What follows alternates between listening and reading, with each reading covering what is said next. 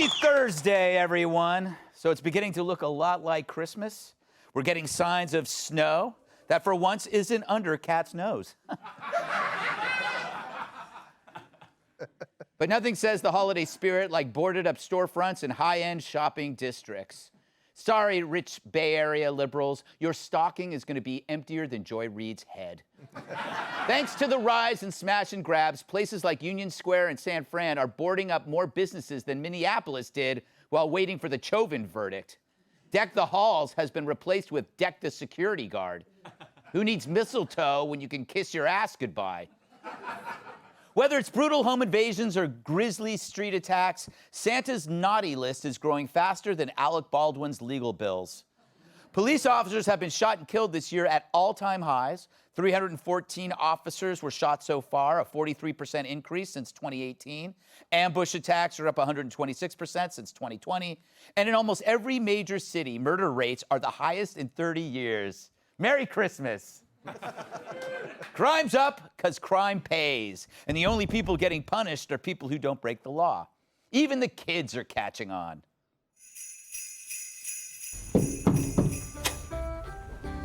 Hi, Mr. Bitterman, it's me, Charlie. Mom says Santa sent me some Amazon packages, but I think they got stolen. Oh, they definitely did get stolen. And I know that because I stole them. Well, you're gonna be on the naughty list. But you know whose list I'm not going to be on? The district attorneys. Because like me, they don't give a You'll get coal in your stocking, Mr. Bitterman. Oh, not valuable coal. Do you want to throw in some natural gas too so I can heat my apartment? You know, every minute I spend talking to you, I'm wasting money. Well, can't you get me something for Christmas? Charlie, I'm going to give you the greatest gift of all, a lesson. My hat! My tree! Say hi to your mom for me.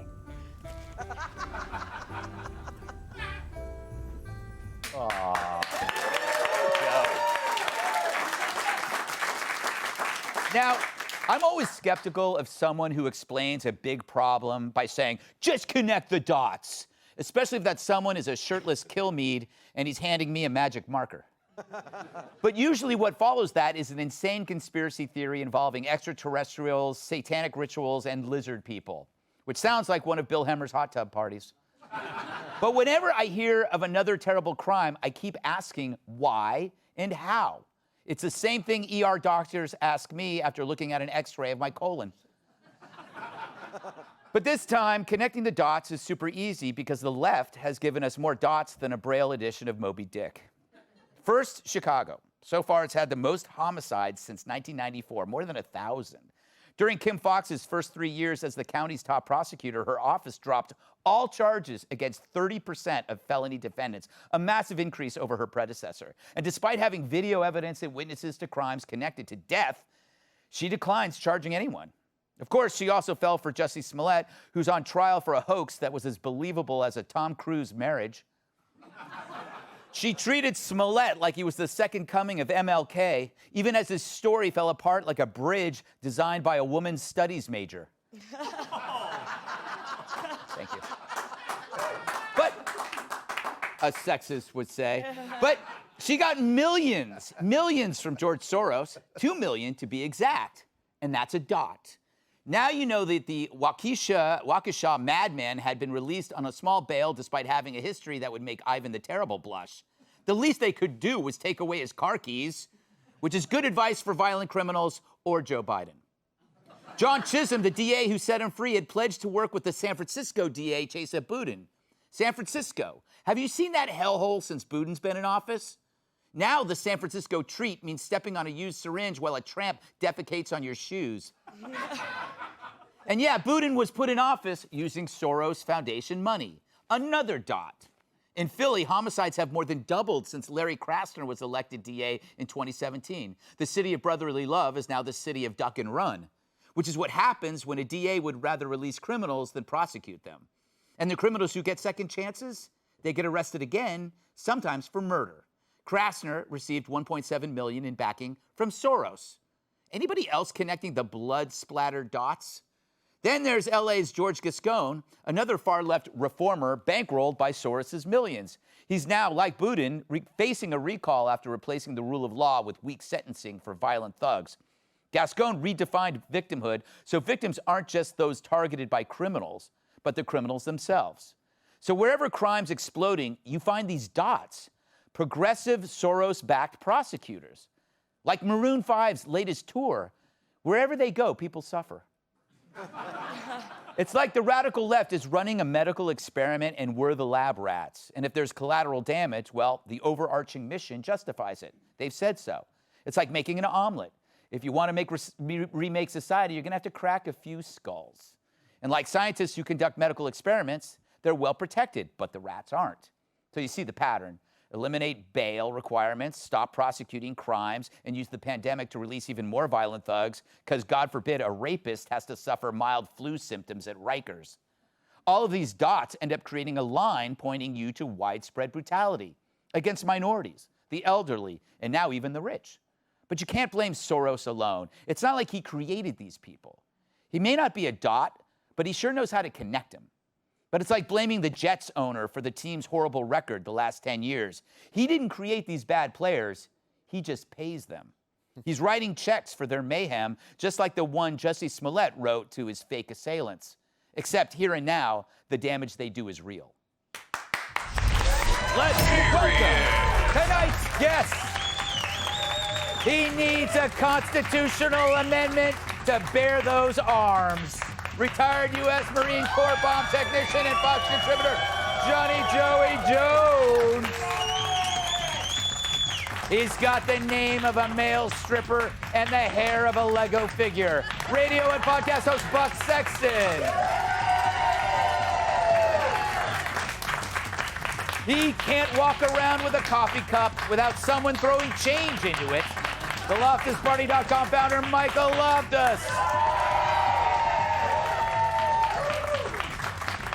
She's like tinsel, thin, glittery, and ends up on the floor under your Christmas tree. Fox News contributor, Kat Tiff. All right, I'm gonna go to you first, Buck. Buck. I'm coming to you for answers. Yes, sir. Because I don't know what you can do about these DAs.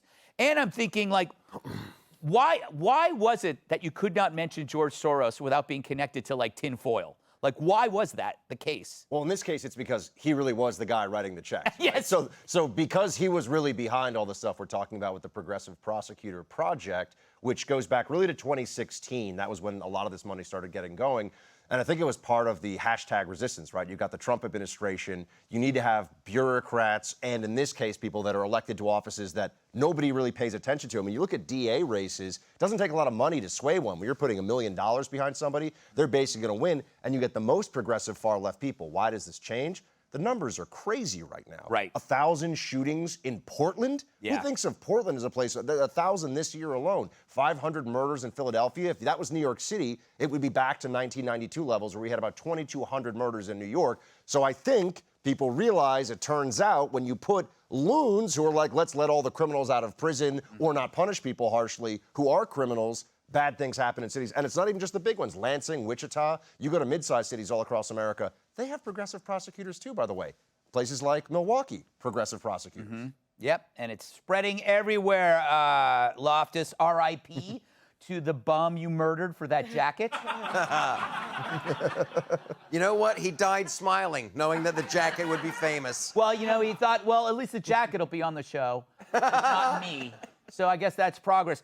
You know, but this is a very depressing topic to me because these are all unavoidable problems created by people who believe crime is not an issue, and they're willing to let people suffer.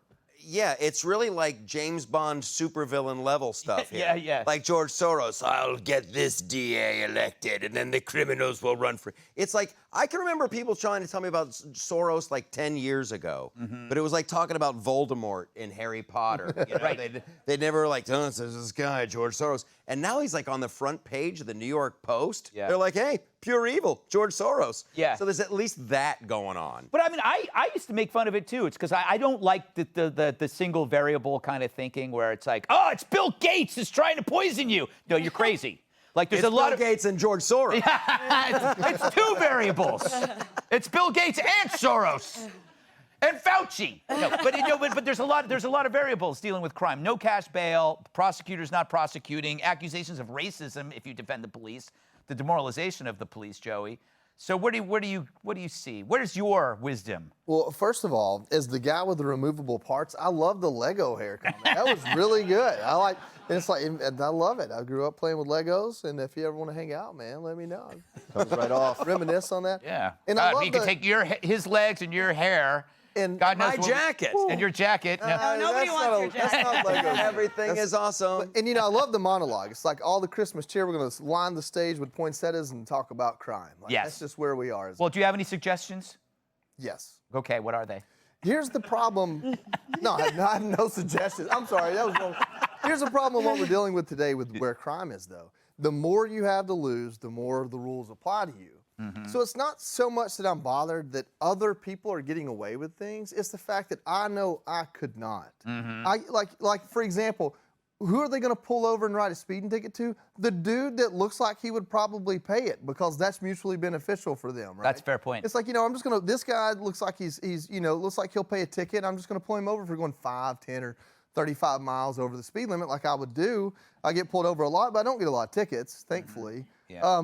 And so what really bothers me about it is we have a system now that not only omits people from having to pay consequences, but it rewards them, right? Yeah. It rewards people for not having anything to lose. When you get pulled over a ticket, do you go, just excuse me, officer, let me take off one of my legs? I just kind of hand it to him Yes. for a minute. Can you hold this for me? No, well, you're supposed to put your hands out the window, so I just throw the hands and the legs out the window. Yeah. Looks like I'm directing traffic. But, Only Joey can make those jokes. normally what I say is, I hope he's did you not joking. You should do that. Well, normally what I say is, did you not see the Purple Heart sticker on my license? Yeah. Like, what are we doing here? I gotta get one of those. Kat, I think it's good. I hate to say that there's some optimism in the future, but you're seeing that these crimes now are no longer in the Bronx or the South Side of Chicago or on a train in Philly.